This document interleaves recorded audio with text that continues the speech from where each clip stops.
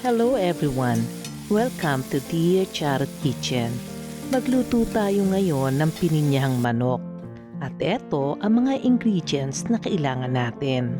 Ang pininyahang manok ay karaniwang itinuturing bilang traditional at comfort food sa Pilipinas. Simulan na natin ang pagluluto ng pininyahang manok. Nilinis natin yung manok, then imamarinate natin sa pineapple juice, seasoned with salt and pepper. Ilagay natin siya sa ref at least 1 hour para talagang mamarinate, kumbaga maramdaman ang presensya ng lasa ng pineapple juice. Tulad sa araw-araw natin pagluluto, ihiwain natin ang sibuyas, bawang at importante sa lutong ito ang luya. Siya ang magbibigay ng aroma at masarap na lasa.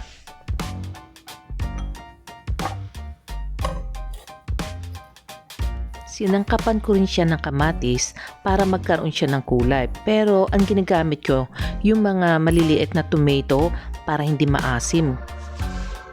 Eto na ngayon yung mga vegetables. Ang carrots, hiwain natin kung ano yung gusto nyo, kung round or square. Basta maliliit lang siya, hindi siya masyadong sobrang lalaki. Ganon din naman ang patatas. So ganito ang itsura nila. Ayan na yung mga sangkap natin na mga vegetables.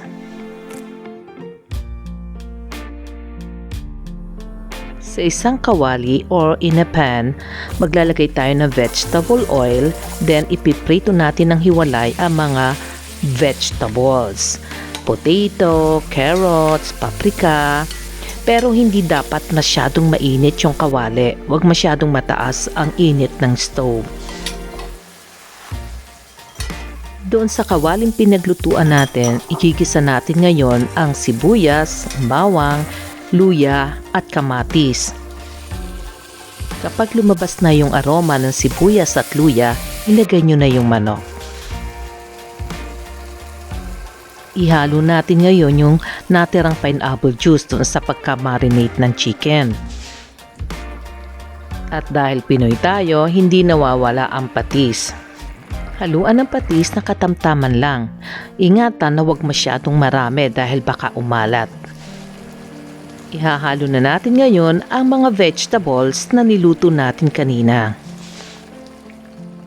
Halu-haluin para magsama-sama ang lasa ng vegetable at ng chicken. Ngayon ilalagay na natin ang pineapple chunks. Haluin muli para sumama ang lasa ng pineapple sa vegetables at chicken. Matapos haluin, isama naman natin ngayon ang coconut cream. Hayaan nating maluto ng ilang minuto hanggang sa lumapot yung sabaw. Huwag niyong kalimutan mag-subscribe, mag-like, mag-comment at mag-share at i-hit niyo yung notification bell para lagi kayong updated sa mga videos na i-upload ko. So, our pininyahang manok is ready. Serve hot with rice. Enjoy your meal!